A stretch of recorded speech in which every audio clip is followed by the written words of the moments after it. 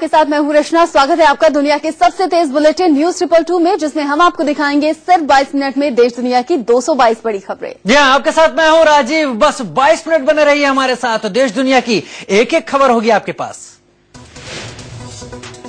15 अगस्त से ठीक पहले दिल्ली के द्वारका इलाके से पुलिस ने 105 पिस्टल के साथ 2 लोगों को गिरफ्तार किया है। पुलिस के मुताबिक ये सभी 105 पिस्टल जर्मनी मेड हैं और सड़क पर चेकिंग के दौरान ये हथियार पकड़े गए। दरअसल पुलिस ने चेकिंग के दौरान एक नैनो कार को रोका तो उसमें 2 सवार लोग 2 और पिछली सीट पर एक जूट का बैग मिला। पुलिस को शक हुआ और जब बैग खोलकर देखा तो उसमें विदेशी पिस्टल्स की बड़ी खेप पकड़ी गई। हथियार के साथ पकड़े गए दोनों शख्स को पकड़कर पुलिस थाने ले गई, जिनसे पूछताछ की गई। बाद में खुलासा हुआ कि पिस्टल एक्शन फिल्मों में इस्तेमाल की जाती है। हालांकि पुलिस मामले को गंभीरता से ले रही है। दिल्ली के वेलकम इलाके में देर रात बदमाशों ने एक शख्स को गोली मार दी, जिससे वो सड़क पर गिर गया और बेहोश हो गया। करीब 40 साल के इस शख्स का नाम जुल्फिकार है और वो दिल्ली के कबीर नगर इलाके का रहने वाला है। पुलिस के मुताबिक जुल्फिकार बाबरपुर रोड पर कहीं से आ रहा था, तभी पीछे से उस पर फायरिंग की गई। गोली उसकी कमर पर लगी। जुल्फिकार को गुरु तेग बहादुर अस्पताल में भर्ती करवाया गया है, जहां उसकी स्थिति नाजुक बनी हुई है। इस सड़क पर फायरिंग की वारदात से इलाके में सनसनी फैल गई। पुलिस ने मामला दर्ज कर जांच शुरू कर दी। दिल्ली में नकली पुलिस वालों ने दिनदहाड़े नेशनल हाईवे नंबर 8 पर एक शख्स से लाखों रुपए लूट लिए। लूट की घटना 8 अगस्त की और पीड़ित शख्स गुड़गांव की एक कंपनी में काम करता है। पुलिस की वर्दी में आए बदमाशों ने बाइक पर सवार पीड़ित शख्स को रोका और उसे जबरन अपनी कार में बिठा लिया। पीड़ित शख्स अपनी कंपनी का पैसा लेकर गुड़गांव से दिल्ली जा रहा था। बदमाशों ने उसकी पिटाई भी की। पुलिस ने इस मामले में एफआईआर दर्ज कर ली है, लेकिन नकली पुलिस वाले अब भी पुलिस की गिरफ्त से बाहर हैं।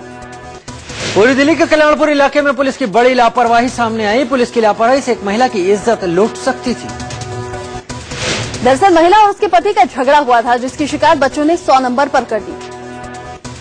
फोन पर सूचना मिलते ही पुलिस आई और महिला को उसके पति के साथ कल्याणपुरी थाने ले गई। पुलिस ने महिला के पति को थाने में ही रोक लिया, लेकिन महिला को रात के अंधेरे में अकेले घर जाने के लिए छोड़ दिया। रात के वक्त अकेली महिला को सड़क पर देखकर कुछ बदमाशों ने उसे पकड़कर गाड़ी में घसीटने की कोशिश की। महिला ने बदमाशों से डटकर मुकाबला किया और भागकर किसी तरह बदमाशों से पीछा छुड़ाया। लेकिन जब महिला मदद के लिए थाने पहुंची तो पुलिस ने उसकी शिकायत दर्ज करने से ही इनकार कर दिया। दिल्ली के द्वारका इलाके में देर रात बदमाशों ने एक घर में घुसकर गर्भवती महिला के साथ मारपीट की। घटना द्वारका सेक्टर 3 में जे कॉलोनी की है, जहां 8 से 10 बदमाशों ने वारदात को अंजाम दिया। ये सभी बदमाश पीड़ित महिला के पति सोनू को ढूंढने घर में घुसे, लेकिन सोनू के न मिलने पर महिला को मारा पीटा और फरार हो गए। पुलिस ने पीड़ित महिला को दीनदयाल उपाध्याय अस्पताल में भर्ती कराया और मामला दर्ज कर आरोपी की तलाश शुरू कर दी। गाजियाबाद के राजनगर में 4 बदमाशों ने एक घर में घुसकर लूटपाट की। परिवार को बंधक बनाकर बदमाश गहने और कैश ले गए। बताया जा रहा है कि बदमाश घर में पीएनजी गैस पाइप की रिपेयरिंग के बहाने घुसे थे। साथ ही बदमाश घर के बाहर लगे कैमरे भी उखाड़ कर ले गए। पुलिस ने मामला दर्ज कर लिया है और बदमाशों की तलाश भी की जा रही है। यूपी के बांदा में बाइक सवार बदमाशों ने समाजवादी पार्टी के स्थानीय नेता और उसके एक साथी की गोली मारकर हत्या कर घर के बाहर लगे कैमरे भी उखाड़ कर ले गए। पुलिस ने मामला दर्ज कर लिया है और बदमाशों की तलाश भी की जा रही है। यूपी के बांदा में बाइक सवार बदमाशों ने समाजवादी पार्टी के स्थानीय नेता और उसके एक साथी की गोली मारकर हत्या कर दी। एसपी नेता बादल खां अपने एक साथी पंकज शुक्ला के साथ स्कॉर्पियो से कहीं जा रहे थे, तभी बाइक सवार बदमाशों ने उन पर फायरिंग की। आरोपियों को पकड़ने के लिए पुलिस ने 3 टीम बनाई है। पुलिस लगातार छापेमारी कर रही है। मृतक के घर वालों ने इसके लिए डीआईजी और एसपी को जिम्मेदार बताया और कहा कि अगर बादल के साथ गनर होता तो ये वारदात नहीं होती। कानपुर के कल्याणपुर में एक स्कूल में प्रिंसिपल के लापता होने से इलाके में हड़कंप है। प्रिंसिपल भानु प्रताप तिवारी के घर वालों ने स्कूल के प्रबंधक पर प्रिंसिपल को गायब करने का आरोप लगाया है। प्रिंसिपल के घर वालों ने आरोप पर पुलिस ने मामला दर्ज कर लिया और मामले की तफ्तीश शुरू कर दी। कानपुर के कल्याणपुर इलाके में एक पुलिस वाले की बेटी ने फांसी लगाकर खुदकुशी कर ली। मृतक लड़की के पिता फर्रुखाबाद में सब इंस्पेक्टर के पद पर तैनात है। वो उन्हीं के साथ रहती थी। बताया जा रहा है कि लड़की कभी कभी परिवार के साथ कानपुर आया जाया करती थी और अक्सर काफी परेशान रहती थी। लड़की ने खुदकुशी क्यों की, इसकी वजह अभी तक सामने नहीं आई है। ठाणे के उल्लासनगर में अवैध संबंध के शक में पति ने पत्नी की बेरहमी से हत्या कर दी। महिला के शरीर पर तेज हथियार से गहरे जख्म के निशान हैं। हत्या के बाद पति ने दीवार पर लिखा, अगर मैं बच गया तो जल्दी दूसरे का नंबर लगेगा। पुलिस आरोपी की तलाश कर रही है। महाराष्ट्र के गढ़चिरौली जिले में पुलिस मुठभेड़ में 2 नक्सली मारे गए हैं। पुलिस ने मृत नक्सली का शव बरामद कर लिया है। मौके से एक बंदूक के साथ कई और सामान जब्त किया गया। पुलिस के मुताबिक मुठभेड़ में आधा दर्जन नक्सली घायल भी हुए। उधर झारखंड के लातेहार में नक्सलियों ने कोयल नदी में पुल बनाने वाली मशीन को जला दिया और 2 विस्फोट कर एक गोदाम को उड़ा दिया। असम नागालैंड बॉर्डर पर सारूपथर इलाके में जमीन को लेकर हुए विवाद में उग्रवादियों ने 2 लोगों की हत्या कर दी। उग्रवादियों ने गांव वालों पर कई राउंड फायरिंग की। उन्होंने कई घरों में आग लगा दी। इलाके में तनाव का माहौल कायम है। दिल्ली कनॉट प्लेस में 11 अगस्त से शुरू हुए कार्यक्रम जश्न आजादी की धूम रही। इस कार्यक्रम में कई रंगारंग कार्यक्रम और गीत संध्या का आयोजन भी किया गया, जिसका आनंद उठाने कई संख्या में लोग आए।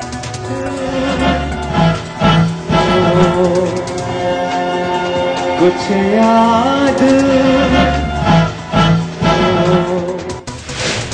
15 अगस्त के मौके पर लाल किला इंडिया गेट के आसपास के इलाकों में पुलिस ने सुरक्षा बढ़ा दी है। हर किसी पर नजर रखी जा रही है। स्वतंत्रता दिवस को देखते हुए दिल्ली मेट्रो ने 14 अगस्त और 15 अगस्त को मेट्रो स्टेशन पर पार्किंग सुविधा बंद रखने का ऐलान किया है। राजधानी दिल्ली में सुरक्षा को देखते हुए 14 अगस्त सुबह 6 बजे से 15 अगस्त दोपहर 2 बजे तक सभी मेट्रो स्टेशन पर पार्किंग सेवा बंद रहेगी। मुंबई करों पर आज से महंगाई की एक और मार पड़ी है। आधी रात से टैक्सी और ऑटो का किराया बढ़ गया है। मुंबई करों को अब 1.5 किलोमीटर की दूरी टैक्सी से तय करने पर 19 की जगह 21 रुपए चुकाने होंगे, जबकि ऑटो से अब 1.5 किलोमीटर की दूरी तय करने पर 15 की जगह 17 रुपए देने होंगे। आपको बता दें, मुंबई हाईकोर्ट के आदेश के बाद आज आधी रात से टैक्सी और ऑटो का किराया बढ़ गया है। मुंबई हाईकोर्ट ने टैक्सी और ऑटो यूनियन के पक्ष में फैसला सुनाते हुए ऑटो और टैक्सी चालकों को 2-2 रुपए किराया बढ़ाने की इजाजत दी थी। संसद भवन में मंगलवार को टीएमसी और टीडीपी के सांसद कमरा नंबर 5 को लेकर आपस में भिड़ गए। टीडीपी का दावा है कि कमरा नंबर 5 उनके सांसदों के लिए आवंटित है। टीएमसी सांसद सुदीप बंदोपाध्याय का कहना है कि लोकसभा स्पीकर दफ्तर से उन्हें रूम नंबर 5 आवंटित हुआ है। टीडीपी का आरोप है कि टीएमसी सांसदों ने उनके कमरे के बाहर लगी नेम प्लेट हटा दी और उसके सांसद कमरे के भीतर जाकर बैठ गए। अगर टीएमसी का कहना है हमारे 46 सांसद हैं, हम क्यों कहीं और बैठे। टीडीपी को तीसरी मंजिल पर कमरा मिला है, वे वहां जाएं। कमरा नंबर 5 को लेकर टीडीपी ने संसदीय कार्य मंत्री वेंकैया नायडू से शिकायत की। इसके बाद स्पीकर के सामने टीडीपी और टीएमसी के सांसदों ने अपना पक्ष रखा। कांग्रेस और बीजेपी के बीच जुबानी जंग तेज हो गई है। कांग्रेस के सीनियर लीडर बीके हरिप्रसाद ने धनबाद में बीजेपी पर जमकर हमला बोला। साथ ही बीके हरिप्रसाद ने पूर्व प्रधानमंत्री अटल बिहारी वाजपेयी के बारे में विवादित बयान दिया। बीके हरिप्रसाद ने कहा कि वाजपेयी जी भारत छोड़ो आंदोलन के दौरान गिरफ्तार हुए थे तो कोर्ट से ये कहकर बरी हुए थे कि वो आंदोलन में हिस्सा नहीं ले रहे थे। साथ ही बीके हरिप्रसाद ने कहा कि अटल जी ने कोर्ट में कहा था कि वो प्रदर्शन देख रहे थे और गलती से पुलिस ने उन्हें गिरफ्तार कर लिया और आज वो बीजेपी के बड़े नेता हो गए। इतना ही नहीं, बीके हरिप्रसाद ने कहा कि बीजेपी के किसी नेता ने स्वतंत्रता आंदोलन में हिस्सा नहीं लिया था। साथ ही हरिप्रसाद ने कहा कि मोदी और शाह कांग्रेस मुक्त भारत बनाने की बात करते हैं, लेकिन उनका पूरा खानदान मिलकर भी 100 सालों तक कांग्रेस को खत्म नहीं कर सकता। बीजेपी नेता सुब्रमण्यम स्वामी ने मोहन भागवत के हिंदू राष्ट्र के बयान के बचाव में विवादित बयान दिया। सुब्रमण्यम स्वामी ने कहा कि नजमा हेपतुल्ला हिंदुओं की वंशज हैं या नहीं, इसके लिए उनका डीएनए टेस्ट कराएंगे। दरअसल संघ प्रमुख मोहन भागवत ने कहा था कि हिंदुस्तान में रहने वाले सभी हिंदू हैं। लोकसभा के डिप्टी स्पीकर का आज चुनाव होना है, जिसमें एआईएडीएमके के सांसद एम थम्बीदुरई का निर्विरोध चुना जाना लगभग तय है। लोकसभा के डिप्टी स्पीकर पद के लिए मंगलवार को थम्बीदुरई ने पर्चा भरा था। राजनाथ सिंह थम्बीदुरई के प्रस्तावक बने, जबकि सुषमा अनुमोदक बनी। तो वहीं लोकसभा में कांग्रेस के नेता मल्लिकार्जुन खड़गे प्रस्तावक और ज्योतिरादित्य सिंधिया भी अनुमोदक बने। थम्बीदुरई को सरकार और कांग्रेस के साथ दूसरे सभी दलों का साथ मिला है। थम्बीदुरई पहले भी यानी साल 1985 से 1989 तक भी लोकसभा के उपाध्यक्ष रह चुके हैं। वाजपेयी सरकार के दौरान 1998 से 1999 के बीच थम्बीदुरई केंद्रीय मंत्री भी रहे। संसद के मौजूदा बजट सत्र की अवधि को बढ़ाया जा सकता है, जिस पर आज सीसीपीए की बैठक में औपचारिक फैसला लिया जाएगा। संसदीय कार्य मंत्री वेंकैया नायडू ने बीजेपी सांसदों को कहा कि विधेयकों को पास कराने के लिए संसद के चालू सत्र की अवधि को बढ़ाया जा सकता है। साथ ही वेंकैया नायडू ने कांग्रेस पर विधेयक पारित कराने से भागने का आरोप लगाया। सूत्रों के मुताबिक सरकार संविधान संशोधन बिल और 3 श्रम कानून से जुड़े बिल को मौजूदा सत्र में पास कराना चाहती है। इसके अलावा राष्ट्रीय न्यायिक नियुक्ति आयोग विधेयक, किशोर व्यय न्याय विधेयक, बीमा विधेयक और प्रतिभूति कानून संशोधन विधेयक को भी सरकार पास कराना चाहती है। कांग्रेस ने भी आज कांग्रेस पार्लियामेंट्री पार्टी की बैठक बुलाई है, जिसमें सोनिया और राहुल पार्टी को संबोधित करेंगे। सांप्रदायिक हिंसा को लेकर लोकसभा में आज चर्चा हो सकती है। सांप्रदायिक हिंसा पर लोकसभा में कांग्रेस की ओर से राहुल गांधी बोल सकते हैं। तो वहीं केंद्रीय कानून मंत्री रविशंकर प्रसाद जुडिशियल अपॉइंटमेंट कमीशन बिल पर आज लोकसभा में जवाब देंगे।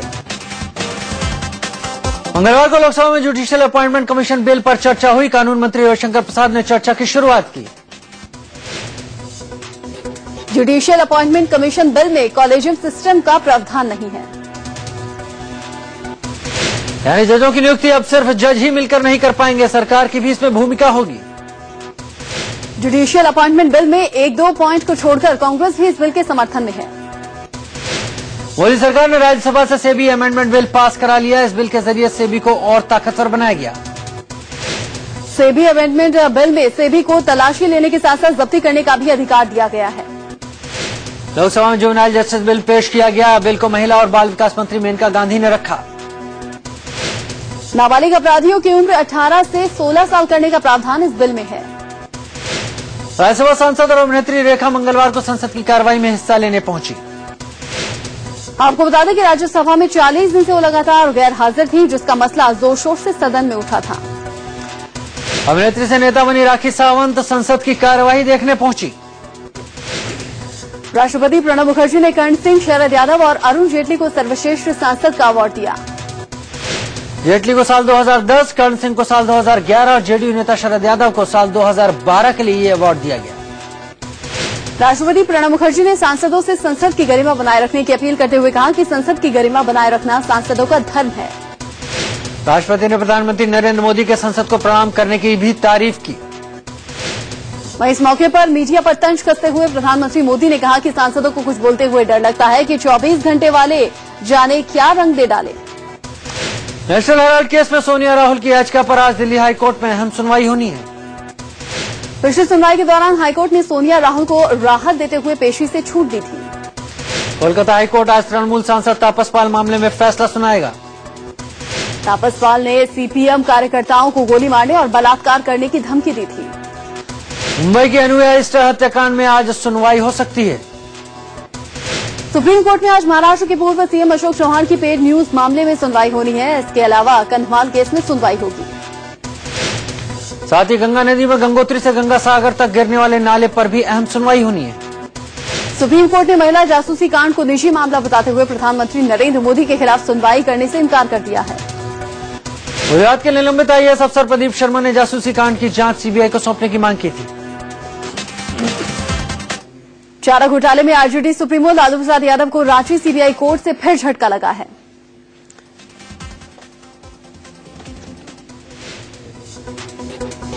फूलन देवी हत्याकांड में पटियाला हाउस कोर्ट 14 अगस्त को सजा सुना सकती है। मंगलवार को सजा पर बहस पूरी हो गई, जिसमें अभियोजन पक्ष ने शेर सिंह राणा को फांसी दिए जाने की मांग की है। वहीं राणा ने कोर्ट में अपना पक्ष रखते हुए कम से कम सजा दिए जाने की अपील की। शेर सिंह राणा ने जज से कहा कि जेल में आने के बाद मेरे कैरेक्टर के बारे में पूछ लीजिए, मैं समाज के लिए अच्छा काम करना चाहता हूं।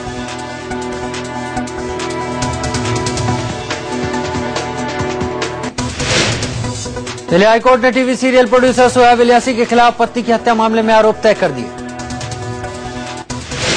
12 साल पहले इलियासी की पत्नी की हत्या हुई थी, जिसमें कोर्ट ने इलियासी के खिलाफ हत्या का केस चलाने का आदेश दिया।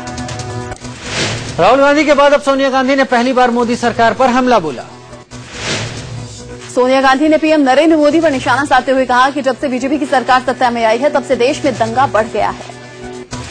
सोनिया गांधी ने कहा 11 हफ्तों की मोदी सरकार में सांप्रदायिक हिंसा के 600 मामले सामने आए। साथ ही सोनिया गांधी ने कहा कि यूपीए के शासनकाल में शायद ही कोई हिंसा हुई हो। सोनिया गांधी केरल में प्रदेश कांग्रेस के अधिवेशन को संबोधित करते हुए सांप्रदायिक हिंसा को लेकर उन्होंने मोदी सरकार पर निशाना साधा। तो वहीं सोनिया गांधी पर पलटवार करते हुए केंद्रीय मंत्री वेंकैया नायडू ने कहा कि सांप्रदायिक हिंसा सबसे ज्यादा यूपी में बढ़ी है। नायडू ने कहा यूपी में एसपी की सरकार है, जिसने हमेशा कांग्रेस का साथ दिया। मंगलवार को प्रधानमंत्री नरेंद्र मोदी ने लेह में पाकिस्तान पर जमकर हमला बोला। मोदी ने कहा पाकिस्तान हिंदुस्तान के खिलाफ छद्म युद्ध चला रहा है। प्रधानमंत्री नरेंद्र मोदी ने कहा कि हमारे जवान युद्ध के मुकाबले पाकिस्तान के छद्म युद्ध के चलते ज्यादा शहीद हो रहे हैं, निर्दोष लोग निशाना बन रहे हैं। लेह में प्रधानमंत्री नरेंद्र मोदी ने सेना के आधुनिकीकरण पर जोर दिया। प्रधानमंत्री ने कहा कि सैनिकों को बेहतर और आधुनिक हथियारों से लैस किया जाएगा। प्रधानमंत्री ने मंगलवार को करगिल में चुटक हाइड्रो पावर प्रोजेक्ट का उद्घाटन किया। इस मौके पर जम्मू कश्मीर के राज्यपाल एनएन वोहरा, सीएम उमर अब्दुल्ला और केंद्रीय ऊर्जा मंत्री पीयूष चावला भी थे। करगिल में जनसभा को संबोधित करते हुए प्रधानमंत्री मोदी ने कहा कि उन्होंने भ्रष्टाचार को खत्म करने का बीड़ा उठाया है। भ्रष्टाचार पर बोलते हुए प्रधानमंत्री मोदी ने कहा कि न तो मैं खाऊंगा और न खाने दूंगा। साथ ही पीएम मोदी ने पुरानी मान्यता पानी और जवानी पहाड़ के काम नहीं आती है को बदलने की बात कही। मोदी ने कहा कि जब पिछली बार वो करगिल आए थे तो यहाँ गोलियों की गूंज सुनाई देती थी। हालांकि प्रधानमंत्री ने कहा कि टाइगर हिल जीतने का जश्न उन्हें आज भी याद है। पीएम नरेंद्र मोदी ने लेह में बिजली ट्रांसमिशन लाइन की आधारशिला भी रखी। मोदी ने 330 किलोमीटर लंबी लेह करगिल श्रीनगर बिजली ट्रांसमिशन लाइन का शिलान्यास किया। पीएम नरेंद्र मोदी ने जम्मू कश्मीर में 4 लेन सड़कों के निर्माण के लिए 8,000 करोड़ रुपए देने का ऐलान किया। साथ ही पीएम ने जम्मू कश्मीर के 60 करोड़ के कर्ज माफी का तोहफा भी दिया।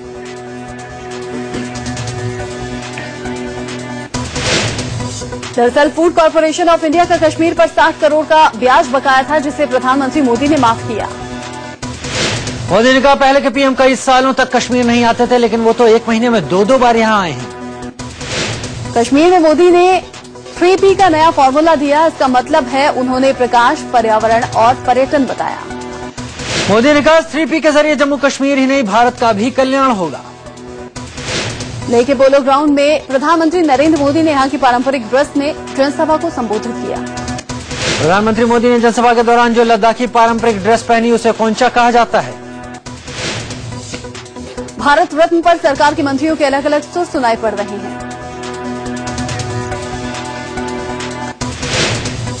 तो फिलहाल न्यूज 222 में वक्त तो चला एक छोटे से ब्रेक का। बने रही हमारे साथ बहुत जल्द।